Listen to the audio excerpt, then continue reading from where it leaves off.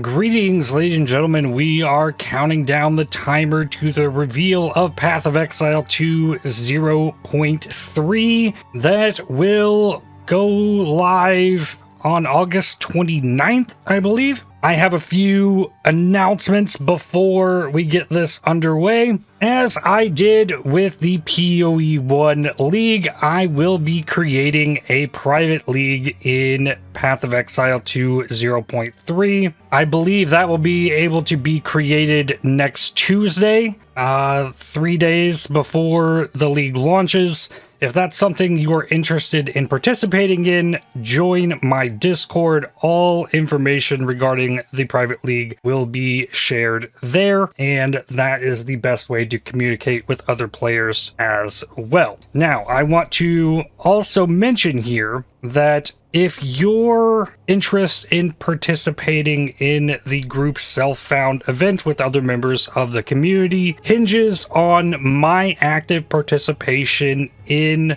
the league, you might want to wait till the next one maybe, because on September 12th, I am going to be playing Borderlands 4. Hands down, I'm playing that. I will take a break from the GSF. If Path of Exile 2 is holding me a little better than it has in the past, I will probably come back to it once I've gotten my fill of Borderlands 4, but I just want to throw that out there. Like, it could be a week, 2 weeks, 3 weeks maybe, that I take a break within the first 2 weeks of this PoE 2 League. Though I'm sure there will be others participating in it. I know Roth and Otter, who have been streaming on both Twitch and YouTube under Otter Jones. They are the ones that convinced me way back when PoE 1 to create a GSF. And their heads have been more in Path of Exile 2 than in PoE 1 more recently. And I know they are also looking forward to the GSF in PoE 2. So I will be hosting that and getting that all set up through my Discord if that's something you want to participate in. And I don't know what we're getting here for PoE 2. I'm pretty confident we're getting an Act 4. Beyond that, I don't know. GGG's been known to do crazy things. Like, they could release all of the acts here that are remaining, all 3 acts, Act 4, 5, and 6. I don't know. I don't know how many new classes or ascendancies we're gonna get. We're just gonna have to find out as this reveal gets underway here in just a few seconds. I am excited regardless. It's been a while since I have gotten my hands in Path of Exile 2 myself. So let's see what they got for us. Hi, I'm Jonathan Rogers from Grinding Gear Games, and welcome to GGG Live. Today we're going to show you an exclusive reveal of what's coming next for Path of Exile 2. Let's get started. It's time to give you a teaser of what's coming in Path of Exile 2, the Third Edict. The Third Edict.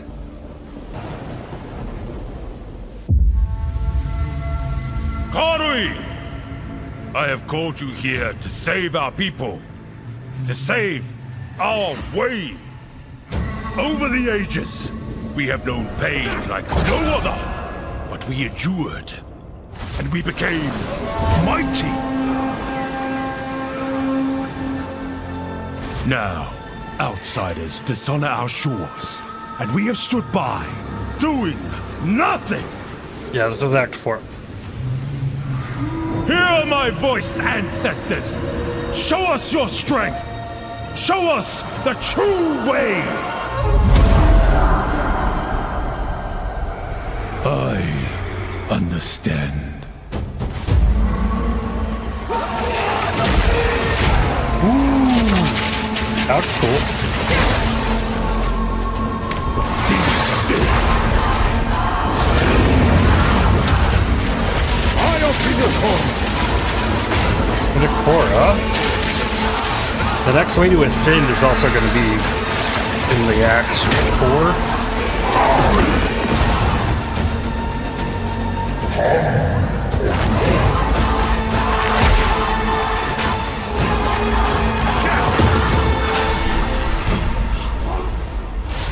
The true Makura Makoi will Oh, King's March, yeah.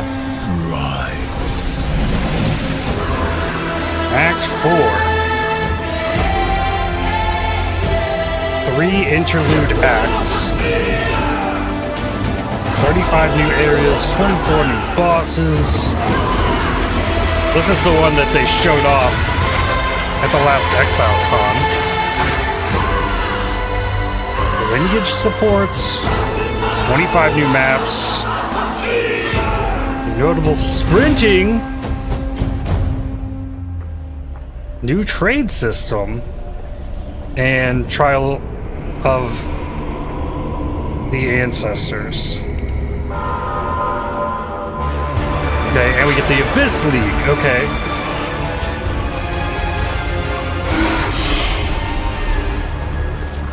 That gave me chills, not gonna lie.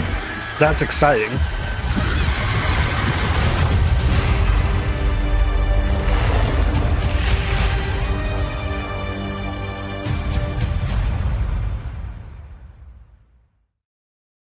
(1 p.m. PDT, August 29th. Now, as you can see, there's a lot going on, and we have a lot to reveal today. We'll start by going over Act 4, the next chapter in the Path of Exile 2 storyline. But that's not all. There's also 3 new interlude acts to get you to endgame, which means we're removing Cruel Difficulty too. That's After crazy. that, we'll be going through the massive changes to characters. I'm super excited to show you how All we've overhauled classes the entire buffed. support gem system, Okay. added new skills, That's and what we yes, needed. there are buffs. Next, we'll go over the Rise of the Abyssal, this season's exclusive New league crafting mechanic, and system. talk about the new rewards, crafting systems, areas, and bosses that it adds. After that, it's on to changes we're making to the endgame. Then it's time to talk about items, crafting, and oh yeah, trade. That's going to be a big one. Asynchronous trade. We'll then go over Buy our items new when sellers supporter are packs offline. and finish up with a live Q&A Wow. session where Ziggy D will ask Path of Exile 2's game directors, myself and Mark, your questions from Twitch chat. And after that, at 4 p.m. Pacific, hatch notes. They're not quite complete, but they should give you some nice details to chew on. Oh my. That graphic We've got was a lot amazing. to cover today, but first, another announcement. When the Third Edict launches on the 29th, we'll be having a free weekend for Path of Exile 2. That's right, I'll Path put of Exile myself 2 will back. be free for the first time without requiring an early access key. The free weekend will end on September the 1st, so you'll have plenty of time to give the game a try. Interesting. All right, Free let's weekend. get started with Act 4. The story continues from the end of Act 3. Doryani has agreed to help you find an ancient weapon that can be used against corruption, the instrument of the Third Edict. The weapon was broken in ages past, but he believes that the pieces may be found in the Karui archipelago, the home of the Karui tribes. You will need to journey to King's March, I hire a recognize that ship, place. and set sail. When you open the map, you can choose to sail anywhere you like. Act 4 is completely non-linear, and you can visit the islands in any order you choose. Oh man, that is so Will you visit nuts. the pristine beaches of Whakapanu Island? The Karui whisper of a curse that afflicts all who travel there.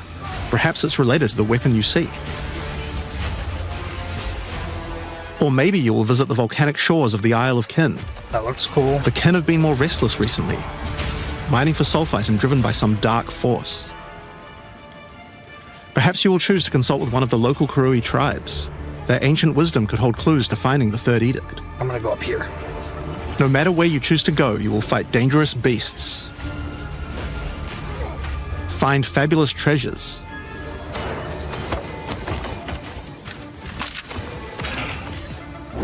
and battle incredible bosses. A challenger! Oh, the monkey. Yama sees your soul! To fight Yama?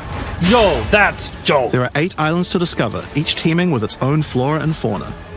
Act 4 contains over 100 new monster types, 16 new areas, 12 new bosses, and plenty of other interesting encounters. There's a huge amount to show, but we're not going to spoil too much here. We want to give you a chance to discover it all for yourself. What happens after Act 4? Well, until now you had to repeat the entire campaign again before you could face the endgame. But after adding Act 4, the game is far too long to make you do that. We needed something else to do in between the end of Act 4 and the endgame. So what else could we do? Add 3 new mini-acts, of course, and we're calling them the Interludes. The Interludes are a set of 3 temporary side stories that will be included in the game until Act 5 is released, that will take you to level 65 where the endgame can begin. Interesting. The first interlude sends you on a journey back to Ogham. Renly has been leading the efforts to rebuild Ogham Village after the defeat of Count Geonor. But there's Okay, a so new they're danger afoot. reusing the zones. The nearby That's town of why it's Halton is possible. surrounded by an impenetrable darkness, and each night their corrupted townfolk emerge to raid the local farmlands. You will discover new areas and new bosses. That spirally thing. You'll need is to find cool. your way through the darkness, Okay. uncover the source of corruption, Soon you will serve our master. and defeat it. Yes, I shall dance with that corpse. And that's Cool. just the first interlude. The second interlude will have you return to the Vasteri Desert, where Asala has been given a sacred duty. When the skies align, the gifting of water requires a chosen Sekima to meet with the Selkari, guardians of the sacred water, but they're nowhere to be found. You will need to track down the Selkari,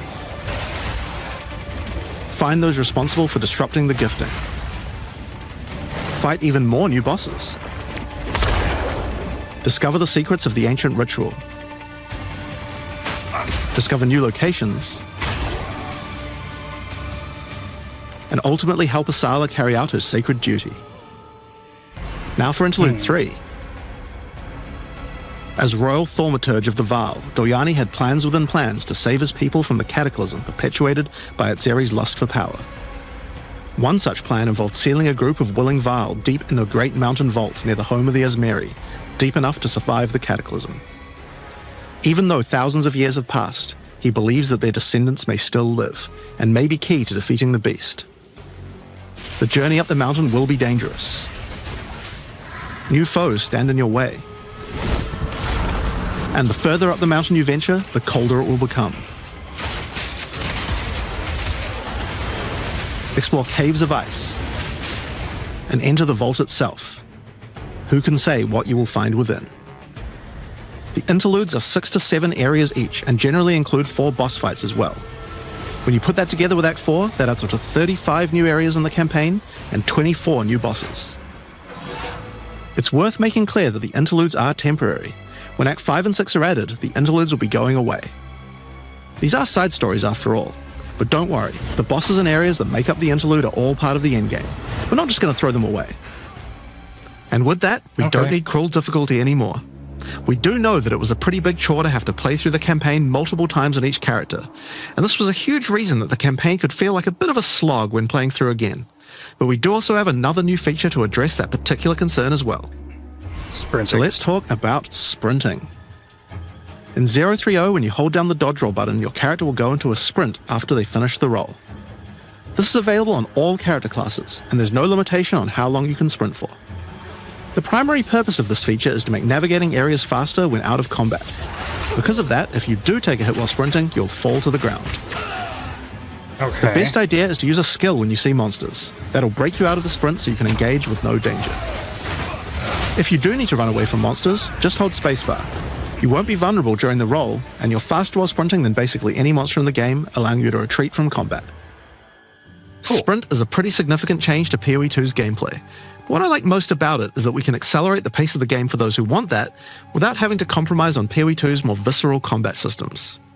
Okay, so that's the new extensions to the campaign, but there's a whole giant league to play through as well. I'll leave that to Mark to talk about later.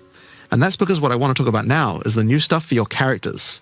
And probably one of the biggest new systems here is with the support gems. Now, support gems are one of the most interesting elements to creating a build. They're what enables so many interesting mechanics and different ways to play. But PoE 2's support gem system has just never been quite right. One of the major issues is the limitation of only having one support gem of each type in your character. We didn't want builds to just become using the same 5 most powerful supports in every skill. The problem with this design, though, is that it's actually working against using multiple skills in your build. Yes. If you can only use each support gem on one skill, it means that you're encouraged to go all in on that one ability. And we want to encourage you to combo your abilities, something needed to change. So with that in mind, we've removed the restriction of having one of each support gem per character. You can now use as many copies as you like. This should drastically increase the amount of possible builds and increase the amount of skill diversity. Oh yeah. Big change. There are a lot of potential builds that suffered from the previous restriction. For example, a poison build previously couldn't add poison to more than one skill. They couldn't use stacking poison on more than one skill either. This severely limited your ability to combo with anything outside of the specifically designed poison archetype, but now you can. Many utility skills previously couldn't scale to endgame, because the supports that would make them scale were more useful to use on other skills. You would never speed up killing Palm with martial tempo, when you would much rather use it on your primary skill instead. There are more examples like this all over the place. Oh, that's going to make the game completely different. In addition to that, though, we thought there wasn't enough feeling of progression in the supports as you went through the game. Oh, there were only 3 tiers of them. supports, and many of the most important ones were given out at Tier 1. Also, there were no strict upgrades, meaning that upgrading supports when you ran out of sockets required quite a lot of thinking. In order to solve these issues, we now also have multiple levels of many supports as you go through the game. For example, double barrel support gives you an extra bolt, but at the cost of 30% less reload speed. At Tier 2, the penalty gets lowered to 20%. But then at Tier 3, the support gem gets something new. It now reloads automatically when you heavy stun an enemy. Oh, wow. In some cases, the highest tiers might work a little differently, and you'll have to decide if you like the upgrade or not, depending on your build. For example, rapid casting. The first couple of levels gives 15, then 20% increased cast speed. But then at Tier 3, it changes to a new approach. For each different spell you cast in the last 8 seconds, you get 10% increased cast speed, which could be a pretty big bonus if you use a lot of different spells. So that's pretty good for upgrades through the campaign, but we wanted to add a little more spice to the endgame for supports too. And that's where our new system, Lineage Supports, comes in. You can think of these like unique items, but for supports. There are supports that are only available at endgame, but they're much more powerful. Like Ratha's Assault. It's an upgraded version of Double Barrel that reloads your skill as you dodge roll, as well as increasing the number of bolts it can hold. That's awesome. But it does mean that it's the only way you can reload the skill now. Now, unlike regular supports, you can't find these through the uncut support gem. Just like unique items, many of these can be found from specific bosses. Ah. Well, that's cool. And there's a ton in the regular drop pool target too. farm thing. Some of them are fairly rare. Others fairly common. Some of them are build defining. Others are just straight up power upgrades. Oh, look at the zone. Looks amazing. All in all, there's around 40 lineage supports being added throughout the endgame, so there's a lot of power to find out there. Okay. Now, the new support gems are certainly going to open up a lot of builds, but of course we have a huge range of improvements to individual character classes as well. Oh, dang. As well as adding new skills, They we did had a a big great focus job. on buffing existing skills so that they can scale well into the endgame. There's a huge amount to cover here, so we're not going to discuss everything. We're just going to quick fire through some of the coolest changes. We wanted to make cold a more useful element on the Ranger, so we've expanded the cold tools available. As well as increasing its range, Escape Shot now creates fragments of ice whenever it hits the ground. These fragments explode after a short time, making the skill better for killing groups of enemies. But not only that, we added an ice fragment support that creates more of them when killing frozen enemies. And a new buff skill called Ice-Tipped Arrows that allows all your arrows to create ice fragments. This already gives Claire to rangers wanting to use ice, but to take further advantage of the ice fragments, Freezing Salvo has been upgraded to shoot additional cold arrows towards every fragment, giving you a nuke-like ability. Okay. We kind of had that with the We've also lightning modified rods. Snipe to consume Frozen from enemies, dealing a huge amount more damage, giving you a nice ice single target option. And something you might notice about this is that the bonus is a lot higher against bosses. This is actually a change you'll see throughout the entire game. Since it's a lot harder to freeze a boss, you should get a bigger reward for it. Okay. Another theme you'll see throughout the game is making movement feel better.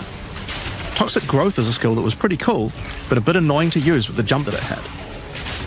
Now Toxic Growth is a range skill, so you can spam it more easily. I like that. And we've also added a new poison skill while we were at it, called Toxic Domain. It creates a small area around you that makes all your attacks create toxic growth pustules, but attached to monsters. Oh, that looks awesome too. Another skill that was annoying to use was Electrocuting Arrow. It's now just a regular arrow, making it easier to use. I never used that one. But it also means you can support it with projectile supports. And it now also has Area of Effect, making it a tool for more than just single target, and allowing it to scale into the endgame. We also added a new Mirage spirit Archer. reservation called Mirage Archer. This is a meta skill that allows you to create shadowy clones of yourself to use a skill of your choice. Ooh. Of course, one of the other big problems the Ranger had was survivability. Yep. Evasion was the weakest of the 3 defenses, and we wanted to change that. No, it wasn't. Currently, evasion doesn't evade all types of hits in the game, so you're still vulnerable to things like slams or unblockable attacks. Oh, I guess I To just make gotta evasion go characters more tanky, we're adding a new mechanic called Deflect. Unlike evasion, Deflect works on everything, and if you successfully deflect a hit, you take 40% less damage. Items can now give you a mod that gives you some amount of deflection based on your evasion. Okay. And there's a bunch of it available on the passive tree too. Deflection is rolled in addition to evasion, so this is an upgrade for regular hits too. And unlike evasion, there's no maximum chance. You can reach 100% deflect against all hits if you spec into it enough. Of course, this is a buff that helps all dex characters, so the mercenary and the monk, but especially the huntress, are seeing big defense boosts from this as well. Okay. Speaking of defensive mechanics, let's talk about block and parry. Now, one of the big concerns on the release of the huntress was parry feeling unreliable. One of the big reasons for this is there's a lot of hits that are not blockable, and thus not parryable either. So a huge balance change we're making is that now everything is blockable, except for specifically unblockable red flash skills that bosses use. This makes parry much more reliable. And not only that, but to make block and parry nicer to use, you now also move faster than before while using these abilities. This is a massive buff to passive block as well, so to counter that we did have to lower the max passive block a bit, but overall you should feel much safer. Fire skills on the warrior were not really cutting the mustard, so we decided we needed to upgrade a bunch of them, but also add some more as well. Let's start with a I've buff. still not played a Volcanic warrior. Fissure now branches into multiple fissures, giving it much more clearing potential. We've also added a new skill called Forge Hammer. This skill throws a molten hammer that does a slam at a distance. You can recall the hammer back by using the skill again if you like, but the cooler thing to do is to use a war cry near it. Using a war cry makes the hammer explode, making a bunch of volcanic fissures around. That's so cool. Volcanic fissures re-trigger when you slam them, so it's a great skill to make a flaming arena to fight a boss. Oh, that is so cool. We also buffed Perfect Strike to have a much larger area of effect, and changed Molten Blast to not always force you to move forward. Trust me, it feels a lot better to use now. The skill now has massively boosted chance to ignite monsters as well. And you're going to want to ignite monsters due to a new glory skill called Ancestral Cry. Ancestral Cry charges up with glory by igniting monsters, invoking King Kaum's favor. After you do, use it to channel Kaum's ancestral power. Every attack will be ancestrally boosted with fire. Your very steps will explode, triggering volcanic fissures, and molten balls will erupt from your attacks. Looks more useful than Warrior that shield Solaris skills were another spear. area we wanted to improve. Now that we've got Sprint, we actually don't need to have a cooldown on shield charge anymore. It now also does more damage the further away you are when you use it. So it works more like a normal shield charge. Shield Wall got significantly upgraded AoE. Also, you can shield charge right through it to trigger all the walls. Cool. We also added a new shield war cry. Fortifying Cry gives you a defensive buff, but it also builds up charge on your shield that empowers your other shield skills. And Magma Barrier now doesn't require timing in order to use. Just wait for your shield to charge up and block. Seismic Cry now stuns enemies that are primed for stun. And we changed the Sunder interaction with Armor Break. It now also gives a Sundered Armor debuff that makes enemies take 40% extra physical damage. Ooh. That's Great for bosses. powerful. Ancestral Warrior Totem has undergone some pretty significant changes too. We wanted the skill to feel more like using an ultimate. That summoning an ancestor to fight for you was a big deal. So we've changed this totem to require 3 endurance charges to summon, and massively buffed its damage. It also now scales your weapon damage too. That is a lot of fire. That's going to be hard Since on there's the no eyes. limit anymore, if you build around generating endurance charges, you can summon an entire forest of totems.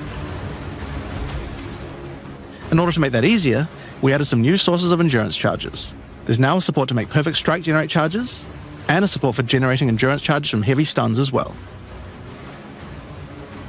Speaking of totems, we wanted to upgrade the Warbringer.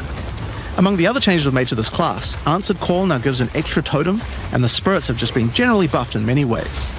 Use it with your limitless ancestral warrior forest to make an army of Karui that would make Tukahama proud. I like We've the also idea of merged that. the Great Wolf Howl and Warcaller's Bellow support, so you can get all the Ignore benefits from one cooldowns. point. and Encased in Jade no longer removes the Jade when getting hit, making it a much better defense. Next up, let's talk about accuracy. Accuracy was always intended to be something that warriors didn't need to care about very much so long as they're in close combat, but unfortunately that's not currently the case. This was particularly annoying with skills like Bone Shatter, which you certainly don't want to mess with. So we significantly buffed your chance to hit at close ranges when you don't have much accuracy. Warriors shouldn't require any accuracy investment in order to hit with close range attacks now. Okay. We also wanted to improve armor. Now, one of the major weaknesses of armor is the inability to defend against elemental damage. In order to mitigate this, we're adding a lot more of the stat that allows your armor to defend against elemental damage. Okay. It's now available on items and in a lot more places on the passive tree. One of the most important improvements we've made in 030 is to declunk the action and flow of shooting crossbows. You can now reload crossbows without any movement penalty. But not only that, all skills that can be used while moving now slow you for a shorter amount of time. This change benefits everyone, not just crossbow skills. With both of these changes put together, the run and gun playstyle feels much better. It's hard to explain how important this change is for the feel of the class. The Mercenary is also a good chance to talk about how we're rebalancing to make comboing skills much better. Take Shock, for example. New classes. It buffs damage and lasts 4 seconds right now, but that isn't really giving you enough time to take advantage of it. If you're going to add a lightning skill into a build that otherwise wouldn't use one, we need to make mechanics like this much better. So we've increased shock duration on monsters to last 8 seconds. Wow. And skills like Plasma Blast, which are intended to be good at shocking enemies, now increase the damage bonus by a lot more. Ooh, what a hit that You'll was. find changes like this all around the game. 500k in one shot? Chill now lasts 8 seconds, giving you more of a reason to weave in cold damage. Freezing skills are better at freezing. Burning skills need to cause burns that last longer. But making skills like Permafrost Bolts and Incendiary Shot double down on how they're supposed to be used, it makes using them in your build alongside other skills much more likely. We're also making sure to buff specific combos too. The freeze explosions from frag rounds now chain to nearby enemies. Nice. And using high velocity rounds with Armor Break will now fragment the opponent's armor. This causes monsters to take a portion of high velocity rounds damage with every subsequent hit, even tiny pellets. So that means following it with a shotgun blast is way more effective. Nice. Now there's a lot more buffs to crossbow skills, but for now I'm just going to talk about the new one we added, the Mortar Cannon. This one lets you socket any grenade skill, and using it will summon a cannon which loads and then fires the grenade you choose. Oh, that's so cool. Another issue on the Mercenary were banners. They were just not very good, so we're doing a big upgrade to them. They now last longer, don't disappear when moving out of them, and we removed the Valor mechanic. They now just give a much more consistent and stronger buff, and you can use them when you get enough glory. On which, one of the main focuses was making various minion types more useful to use together. Melee minions in particular were just not that great compared to ranged ones. As a starting point, we just straight up removed the requirement for minions to have accuracy. Attack minions now always hit, which makes them way better. Brutes got some good numeric buffs, but we also added a new command skill where they do a war cry that intimidates enemies and detonates any frozen monsters and allies around you in a big cold explosion. We've also changed the Frost Mage's command skill to an ability that adds ice armor to your other minions, adding a layer of defense. And it makes them deal cold damage back to the attacker as well. The ice armor also makes the minion count as frozen, so the Brute's Warcry can detonate them too.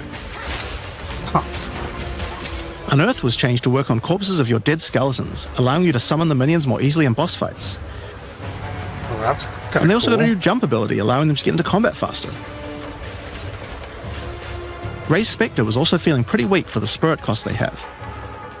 To be honest, we were a little afraid of these when we first balanced them. We've both decreased the spirit cost for a large range of monsters, and have significantly increased Spectre damage too. They should feel a lot more impactful. There's also a lot of new spellcaster weapons with newer cult skills, but I'll just talk about one of them that I thought was particularly cool. The Reaping Staff is actually a wicked scythe that gives you a new ability called Reap. When an enemy is low in life, you can dash forward and rake enemies with the scythe to cull them instantly, healing you. It can also inflict critical weakness on enemies too. Now, there's a lot of balance changes in the Witcher's Ascendancy classes, but I'll just talk about 2 of them for now. On the Blood Mage, you were previously required to spend your first points on Sanguimancy, which really was supposed to be the downside for being able to access the powerful abilities on the rest of the class. In order to make picking the Blood Mage a better early option, we made Sangomancy free, unlocking the power of the rest of the class immediately. Cool. On the Infernalist, the Demon form wasn't something people were really using because you lost your weapon stats while transformed. Well, you no longer do, so it's a much better option because now. they destroyed it. On the Monk, the wind skills needed a big upgrade for sure. It was actually Staggering really cool. Palm can now stack up its duration if you use the skill multiple times in a row, so you can keep the effect of all your skills throwing up wind much more easily. Wind Blast had the purpose of building up to dazing an enemy, but dazing just wasn't worth all that effort. Now it just dazes on hit, meaning a single Wind Blast will make all your skills stun enemies more easily. Following up with Vaulting Impact on a dazed enemy previously did a bunch of stun. Now it allows you to break your enemy's stance. When their stance is broken, following up with a fast attack will do way more damage. Okay. A cool build that certain people always enjoyed in PoE 1 was hand-to-hand combat, but until now we just didn't have a real way to make it viable. Well, that changes now. The Monk, as a true martial artist, now has the ability to learn the Hollow Palm technique, a keystone that lets you use all quarterstaff skills while unarmed. All quarterstaff attacks now have a special unarmed version, and you get further bonuses to all your attacks from stacking Energy Shield and Evasion on your character. Huh. A new keystone we also added to the Monk section of the tree is Walker of the Wilds. This changes Mana Leech to work with elemental damage instead of physical, which is pretty useful for all those elemental attacks the Monk has, but it works well for the Ranger too. Yes. Now, one of the least used Ascendancy classes in the game is the Acolyte of Chayula, so we knew we needed to make some changes here. One of the key things we had to do was make the chaos damage that the Acolyte can do much more useful. So we've added a new skill, allowing chaos damage to ignite, shock, chill, and freeze, embracing the elemental prowess of the Monk in a truly chaotic fashion. In addition, he can make all of his chaos damage leech. And we've buffed Into the Breach and Embrace the Darkness by moving the effects of the 4-point nodes into the base skills. He also gains a new notable, Grasp of the Void, which leaves void illusions behind you as you dodge roll. If they're killed, they do massive explosions of darkness, dealing damage to everything in sight. Now let's talk about Sorceress skills. This is like One of the things we wanted to improve in the Sorc is the ability to use Just doesn't multiple stop. elements together more effectively. I tried that. Now, this might seem small, Fire but cold. one of the things pushing you towards using a single element is debuffs like Elemental Curses, which lower resistances of a single element. In order to fix that, we're making quite a lot of game-wide changes to these kinds of mechanics to broaden what they apply to. So for example, there's no longer 3 curses for fire, ice, and lightning. Instead, there's just a single curse that buffs all 3 at the same time. Oh wow, that's all big. And things like Frost Bomb, which gave you cold exposure, Resistance now give reduction. elemental exposure. You can use it to buff any of your other skills. We also wanted to make switching between different weapon sets smoother, so you can use different elemental staves more effectively. To do that, we've removed the weapon switch time, and now happens instantly. This applies game-wide too. Awesome. Now, we didn't just want to stop there. We wanted to add some specific mechanics that work between different elements, and that's where elemental infusions come in. Certain skills can now drop elemental infusions. For example, when a frost bomb explodes, it leaves behind a cold infusion on the ground. After picking it up, you can spend it on one of any number of different skills to transform how they work. Spark will create a nova of cold-infused projectiles. Ice Nova will leave a chilled area on the ground. So they work like charges. And we also added a new low-level skill that fires stack ice them. shards. Use it with cold infusion though, and the ice shards will explode. Orb of Storms now generates lightning infusions when you cast enough spells near it. You can see that up in And the that's top all spells, left by up the way, here. not just lightning. How Once you have they one, you stack could up. cast a lightning flame wall, which adds both fire and lightning damage to all the projectiles that pass through it. And then you like consume them Or like the power up charges Endless work. Fusillade with lightning, which will generate arcs to nearby enemies as each fireball hits. Or maybe go lightning on lightning with arc. This skill is now a projectile, and by infusing it, you can go full Palpatine. Get fire infusions by blowing up monsters with Living Bomb. Then use them with Comet to summon a giant fire meteor from the sky. Or use it with Firestorm, which transforms it from a small area into a much bigger one. Firestorm is unique in that it can be infused by multiple different elements at the same time. Add an ice infusion to rain down ice at the same time as the fire. and add lightning to add deadly strikes from the heavens into the mix. Or use it with all three to generate a storm that is truly apocalyptic. Cold Snap has been simply turned into Snap. Previously you could use it to shatter ice, but now it works to detonate all of the different elemental ailments, and makes them leave behind infusions.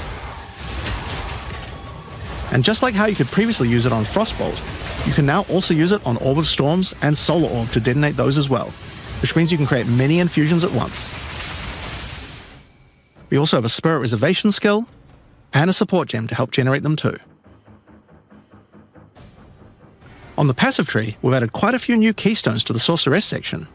Here are a couple of examples. The Black Flame Covenant keystone converts your fire spells to chaos and causes your ignites to deal chaos damage.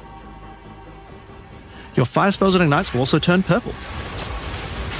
Yeah, but Ignite is so The terrible. Ritual Cadence keystone causes your invocation skills to trigger more times, but makes them trigger periodically over a longer duration instead of one. Great for those auto-bomber builds.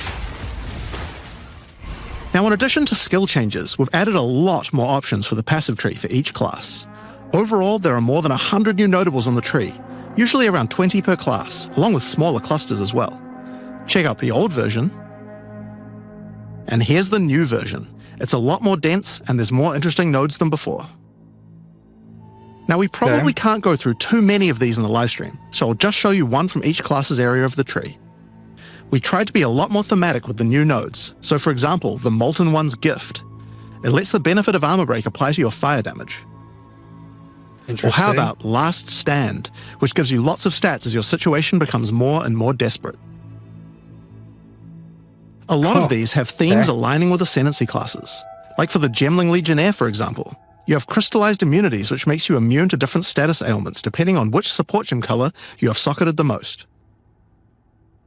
Okay. Another Ascendancy class aligned notable is Sanguimatic Rituals. It allows arcane surges to generate life instead of mana, unlocking that support gem to be used with the Blood Mage Ascendancy. In the Sork area, you'll find these Archon nodes that allow you to convert all of your elemental damage to a specific element. You become a Lightning Archon when you spend enough mana, after which all your skills will be converted to lightning, and you will do extra lightning damage as well. We have ones for cold and fire too, with different triggers. Here's another cool one. Elemental Practitioner gives crit bonuses if you've triggered a skill recently, while also making crits generate more energy for triggers. Or maybe you'd like the Great Boar.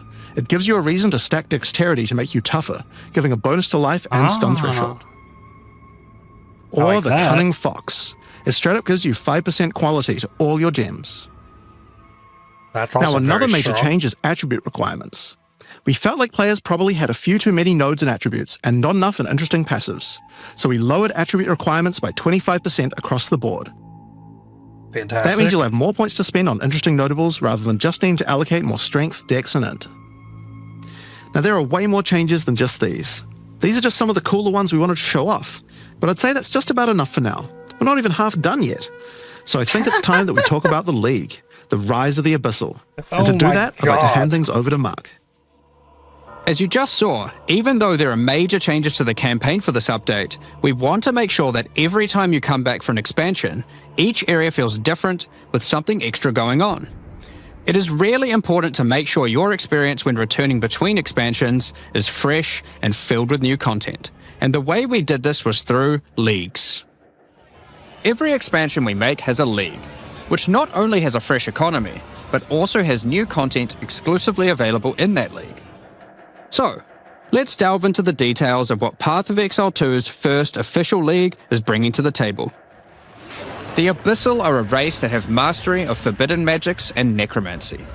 They were thought to be extinct, but have merely been biding their time underground. You first encounter signs of the Abyssal in Clairfell, where you discover that during the night, weaker members of the Undead Legion have been attacking the encampment. The townsfolk require your help to investigate where the monsters are coming from and put a stop to their attacks. Out there, ancient creatures Mortimer. lurking beneath the surface. As you proceed through Rayclast, you'll find fissures in the earth connected to larger pits. The monsters normally inhabiting the area are being affected by it, harmed by it even, having their souls eaten to strengthen the Abyssal underground. As you defeat the monsters, the fissure closes and Abyssal emerge, angered by you killing their food. Once all those fissures have been sealed, the pit activates, and more Abyssal pour out. This is where the larger and more dangerous monsters reveal themselves, as hordes of Abyssal spew out from the pit to take your soul. If you kill a magic pack, then magic Abyssal arise. If you kill a rare, then a rare monster will emerge from the pit, having absorbed some or all of its modifiers for itself. This means the monsters emerging will generally be more difficult and more rewarding, as each modifier gives better rewards. If you are able to kill them all, the pit will seal shut. As each pit is closed, it reveals a potential reward. Abyssal troves will rise up out of the pits, allowing you to get some epic loot. A gnawed rib? Areas often contain many pits, with many fissures, and the amount goes up as you progress through the game, getting more intense. It doesn't stop there. When monster mods are absorbed, they have a chance to become infused with the Dark Necromancy, transforming them into Abyssal modifiers. For example, you defeat this monster with the Mana Siphoner modifier. Their soul is eaten by the pit, and a rare monster emerges. The Mana Siphoner modifier has transformed into Soul Siphoner, and is now amplified in danger and reward. Whoa. That was crazy. Abyssal pits also interact with other monsters and mechanics. If you defeat a rogue exile that's near one, it'll be revived as a Lichborn that has multiple Abyssal modifiers. Lichborn exiles even have their own unique jewel they can drop, if you are lucky enough to encounter and kill them. Okay, a chase thing. If an Abyss That's spawns very near a boss, RNG-gated. killing it will summon a gigantic Giga Larvae creature. What? Monsters imprisoned in essences near Abyssal pits are affected by the Abyss too. They will come with an additional new essence item that can be used to craft your items.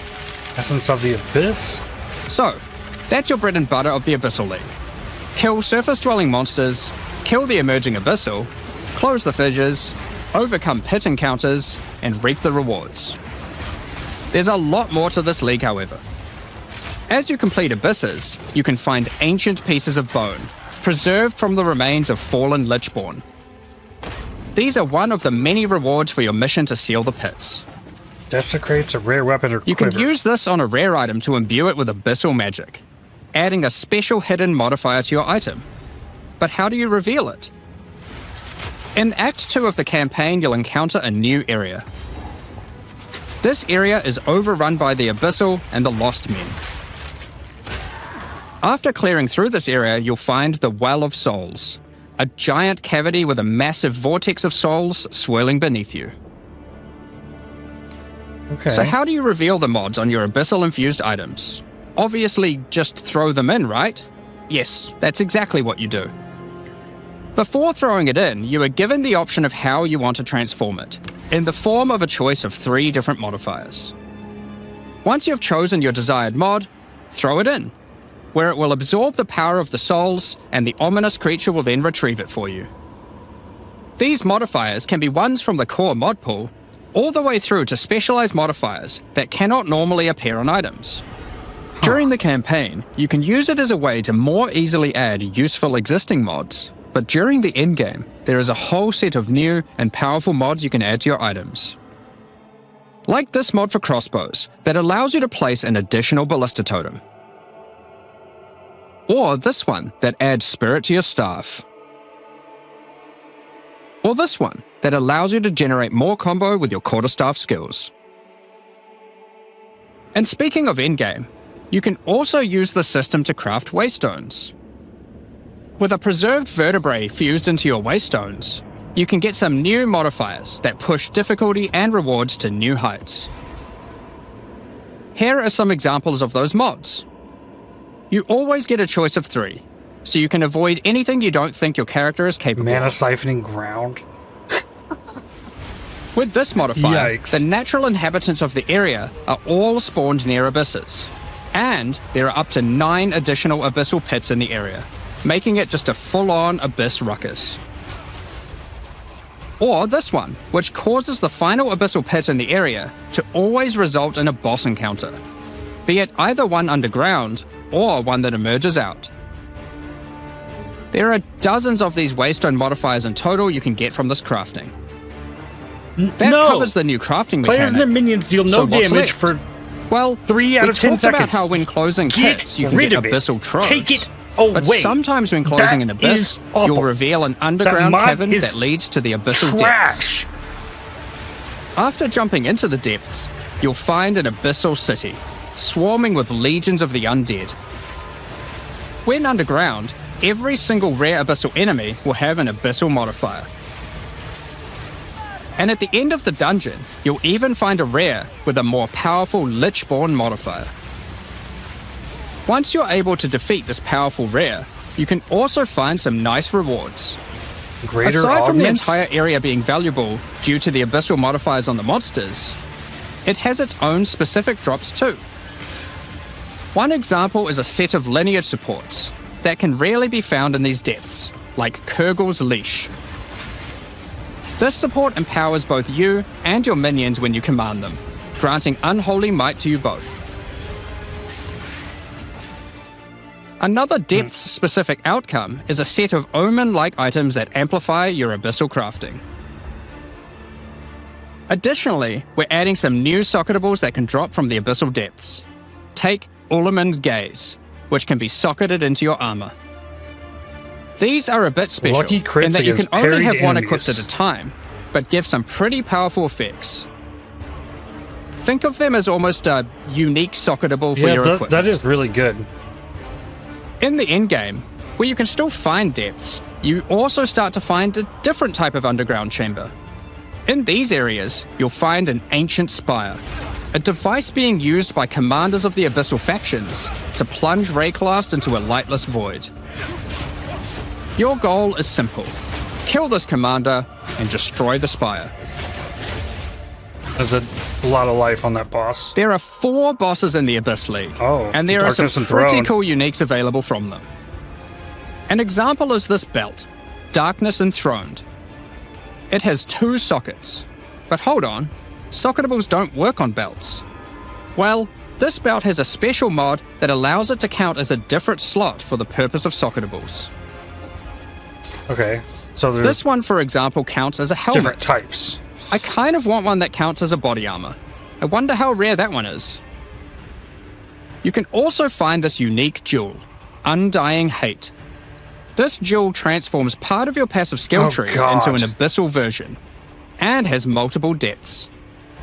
The deeper it goes, the more of your passive tree is affected, allowing you to fulfill your fantasy of becoming part Abyssal Lich. Now, the last thing that Abyssal commanders can drop is a Finger of the Lich. But what use do you have with a random undead finger? Well, the next time you return to the Well of Souls, with the finger in your inventory, your character will almost feel compelled. To do what, though, you might ask? To jump in. The items you threw in came back more powerful, right? So, what's the worst that could happen? Well, you will just have to find that one out for yourself. Okay. Along with the introduction of Act 4 and the interlude, we will be adding 25 new endgame maps. These maps will contain all the new monsters and bosses we're adding, improving variety and giving you opportunities to experience the new boss fights many times. Let's take a look at some examples.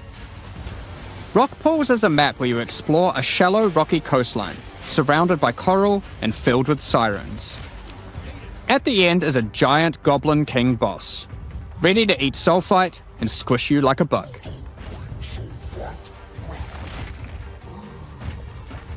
Holton is an Ezomite township which has seen better days.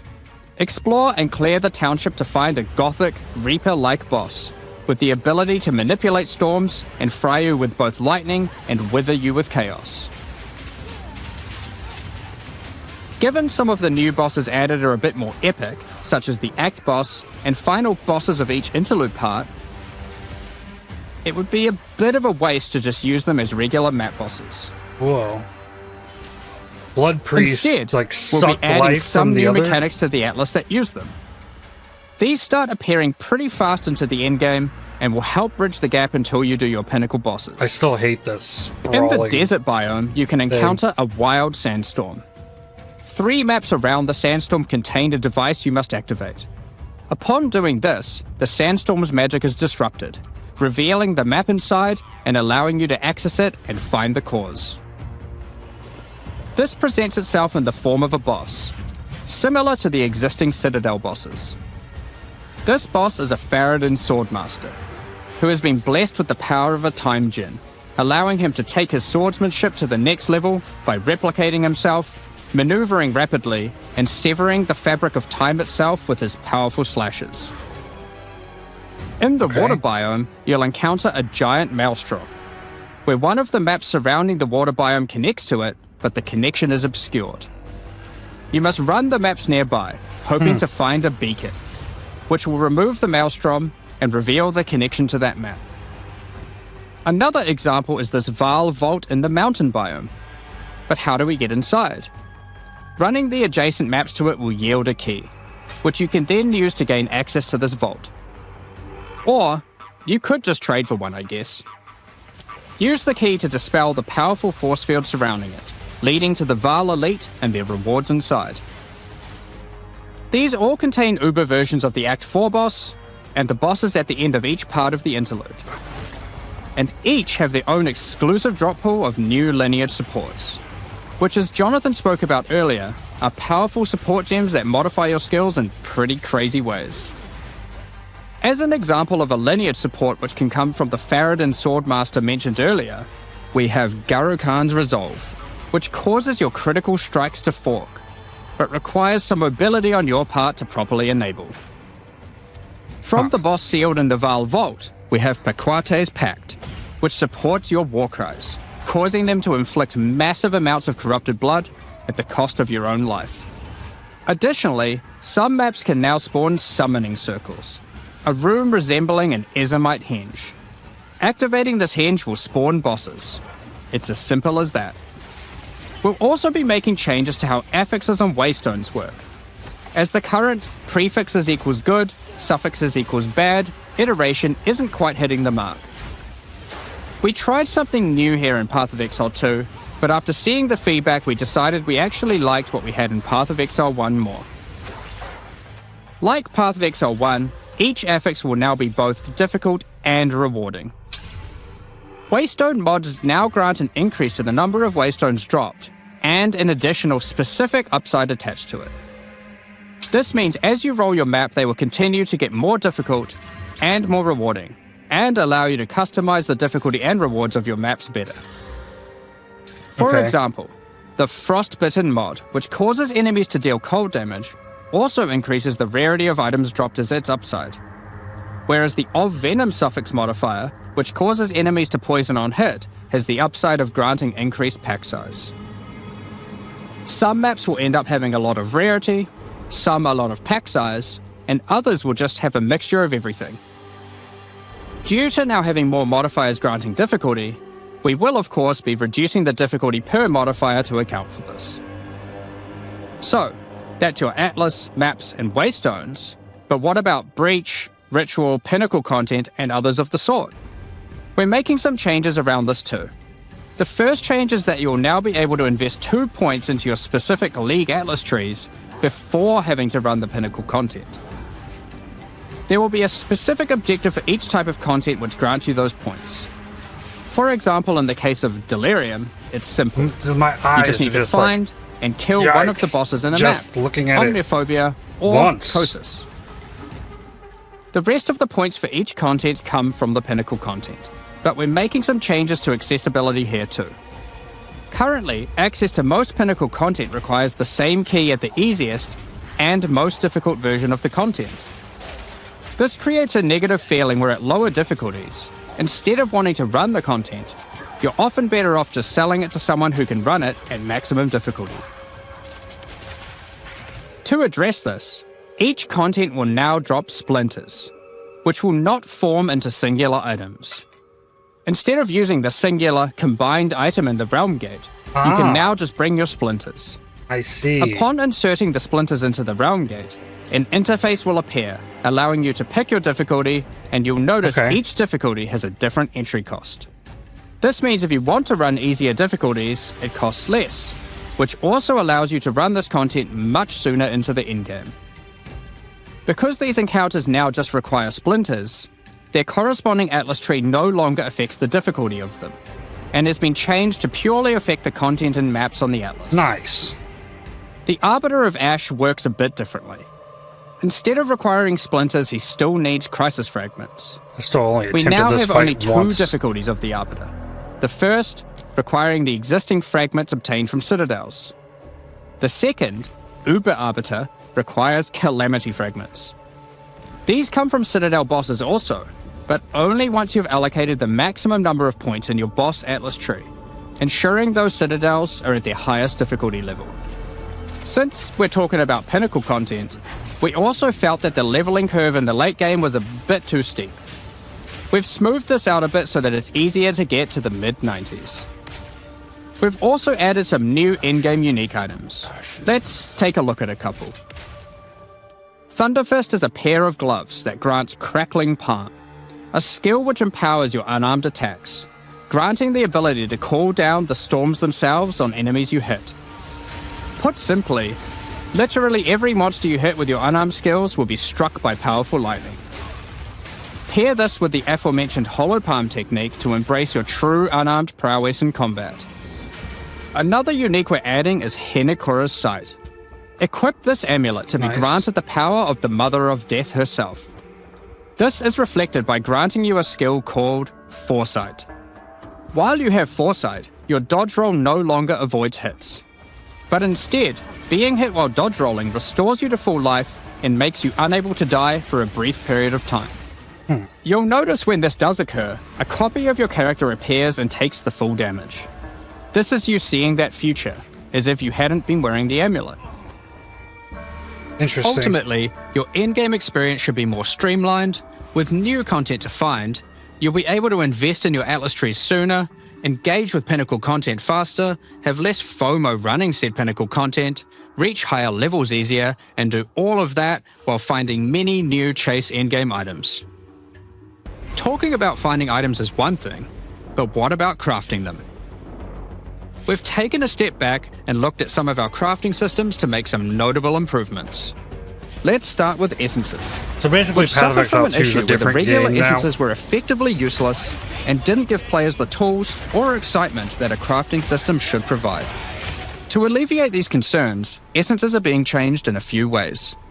Firstly, they're being changed to function like regals and add specific modifiers with specific values, meaning you know exactly what you're going to get. We found that players were often bottlenecked by regal orbs when crafting in the campaign, so this helps to fill that gap, allowing you to better upgrade your items. For example, this Lesser Essence of Flames, which will be able to add a flat amount of fire damage to your magic martial weapons. Secondly, we're adding many more tiers. That Lesser Essence of Flames, for example, has a regular variant and a greater variant too, adding even more fire damage with each upgrade. Cool. The intention of this is so that when you find one early on, you don't worry about holding onto it till later to use on a higher level item. You should feel free to use them as they come to get powerful upgrades during the campaign. But if they always work as regals, where are the alterations? Lastly, our highest tier of essences, now called Perfect Essences, will function like a Chaos Orb instead of a regal. So it will replace one of the modifiers on your rare items with the specified mod. Such as this Perfect Essence of Flames. You'll notice this one doesn't just add flat fire damage like the ones before it. The Perfect Essences often give something a bit different, with some opportunities to be pretty damn powerful. There are many different essences, each with many tiers, covering many of the more core modifiers you'd want on items early on, through to chase specialized ones for in-game. Speaking of in-game, we really wanted to expand our crafting options for late in-game crafting projects. You might have noticed that at in-game, you get way too many transmutes. Wouldn't it be nice if some of those didn't drop, but instead you got something a little more powerful? At higher levels, you can now find Greater Orb of Transmutation and Perfect Orb of Transmutation. These can be used on normal items to upgrade them to magic, ensuring that the modifier generated is of a minimum level. This is similar to how you find higher tier items on the ground, but for crafting. These higher tiers will also exist for Orb of Augmentation, Regal Orb, Exalted Orb, and Chaos Orb. Whoa. Meaning you can get all of the orbs required to take your item from normal rarity to a fully completed rare with guaranteed high tier mods. On top of these new core crafting currencies, we wanted to make sure there are powerful crafting bases to use them on. Now in endgame, you can start to find exceptional items.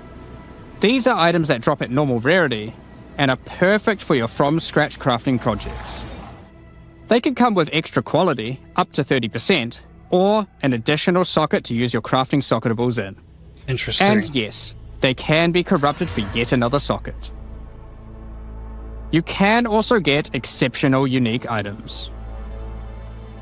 Okay. To add even further to your crafting arsenal, we've added a whole suite of new omens to ritual content, and removed some of the more unimpactful ones that weren't being used. Some of the new omens include the Omen of the Ancients, which will cause your next Orb of Chance to not destroy the item, but generate a random unique of the same class. Or the Omen of Sanctification, which is my new favorite. This will cause your next Divine Orb used on a rare item to reroll the values of its modifiers, allowing it to exceed the normal minimum and maximum values. What? Raising the ceiling on the new most powerful rare items in the game. This Omen That's will also cause your crazy. item to become sanctified. Sanctified items cannot be crafted, just like corrupted ones, so consider carefully when you use this. Another is the Omen of Chaotic Monsters, which will cause your next Chaos Orb to reroll all modifiers on a Waystone, allowing you to fix your maps if you get some modifiers that are not feasible for your build. Okay. Besides these examples, there is a huge variety of new omens for you to discover in your ritual encounters. With the release of Act 4, notably taking place in the Karori Archipelago, you'll be able to now find a new currency item, Henikora's Lock. Henikora, the Karori goddess of death, has the power of foresight, and is able to see many futures, including the outcome of your next craft. So, imbuing her lock onto an item gives you that same power too. For example, you'll know whether or not to use an Exalted Orb on your item, as you will know exactly what the outcome is. So, with all these new crafting improvements, it's safe to say you're going to be making some epic items, and not necessarily just ones for yourself. So given that, it's time to talk about a massive one. Trade. Asynchronous trade. It's finally here. The moment we've all been waiting for. Fully asynchronous trade. Over the years, the way players trade with each other in Path of Exile 1 has morphed from using the forums, through to the in-game chat, all the way through to using the website. These systems, in all their iterations, work for a while, but with each iteration new problems eventually reveal themselves. Be it requiring you to be in your hideout too much instead of out there killing monsters, or never getting responses from people who are either AFK or just can't be bothered. In order to finally solve this, and this has been a long time coming, we're adding a new system that allows you to buy items from other players without requiring the seller to be present. They can continue farming, killing monsters, AFK as they please, and can even be offline. With the introduction of King's March in Act 4, you will encounter Ange, assistant to Rog in the Meridian Free Traders Company. Over the last 2 decades or so, since Path of Exile 1's storyline, Faustus has handed down his knowledge and expertise to Ange, and she is now ready to take over his business. If you have a hideout unlocked already, you can immediately invite her there. If you don't have a hideout yet, you will need to acquire one. You can do this by completing a quest to defeat one of the bosses inhabiting an island in Act 4, allowing you then to take a slice of it for yourself, making it your new home and base of operations.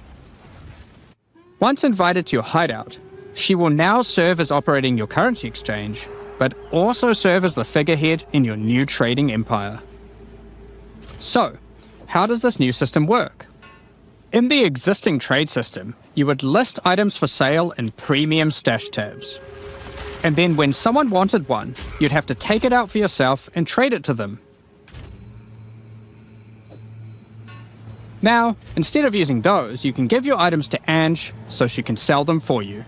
Each item must have a price set. The prices are set using in-game currency items, such as Exalted Orbs or Chaos Orbs. Once a price is set, other players will be able to find the item by searching for it on the trade website. Once a desired item has been found, you can hit a button, which will instantly teleport your character in-game to their hideout. Then, you can immediately purchase the item, and while there, if you want, browse their other goods, in That's case cool. there's a good deal someone else hasn't yet discovered. You'll notice that as a buyer, on top of the currency the seller set for the price, it also costs gold to purchase an item, as Ange has bills to pay after all. As a seller, you'll immediately receive a notification when an item of yours is sold, and can also see an effect above Ange in your hideout when she has unclaimed currency. Just go talk to her, claim your currency, and continue playing at your leisure. As many people already acquired premium stash tabs for the purpose of the trade system, we wanted to add a way for you to convert your existing tabs to merchants tabs, if you want. You can do that here, on the website, but only if you purchase those tabs before the release of the Third Edict. To clarify, the existing trade system will remain fully intact, so your premium stash tabs will not lose any of their functionality. We just figured people might want to switch over to this new system. So they're going to be We selling expect the a lot merchant of tabs. feedback around this new system and are looking forward to trying it out with you. As we are not able to test internally with an entire, thriving economy, there will certainly be some kinks to work out. Based on how the system goes, we will be adding it to Path of Exile 1 when ready, so any of the tabs you purchase will also be usable there later. Next up, we're going to be talking about our new supporter packs. Today, we're launching 2 new series of supporter packs, the Justice and Trathan Executioner packs. So no new classes, no new Each tier contains the ascendancies. pack's full face value in No new points, ascendancy trial. alongside several exclusive microtransactions. But As always, tons of the everything microtransactions else. in these packs are purely cosmetic and do not affect your character's power or progression in any way. The Justice series of supporter packs contains 6 exclusive microtransactions. Claim glory after defeating enemies, or inspire your allies by calling down the Banner of Justice portal. The Sphinx Mystic hideout decoration will identify items for you, displaying them as it does so. This ancient creature has been presented with many items over the eons, so has some strong expressions to make on the quality of your wares. Become a true warrior, worthy of delivering the justice of the eternal gods, with the Apostle of Justice armor set.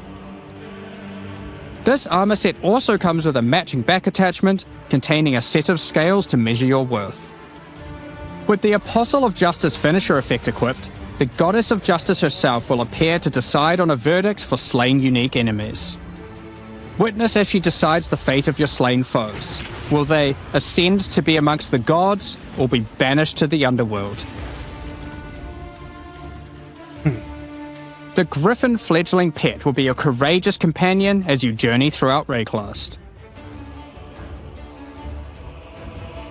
Take your place in the skies in the Plateau of the Gods hideout. wow. This hideout comes with many different sections Wow. for setting up your home or base of operations.